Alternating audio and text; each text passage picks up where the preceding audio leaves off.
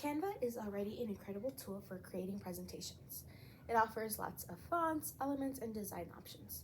Now it's even more powerful because you can turn any device into a classroom remote control. You're simply going to put your Canva presentation in present mode. Click on the three dots at the bottom. Click where it says share remote control. And with the device that you're using, you can use the QR code, or you can copy the link to a device that doesn't have a camera. Then you are going to be able to access the slides and use this as a setup where you can manage the lessons and kind of make it more interactive as well, as it has confetti, drum roll,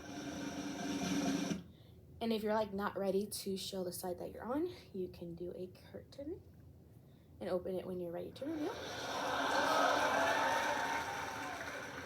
You can do a mic drop, add some bubbles, and it even adds a fun touch for classroom management, like you can use the shush.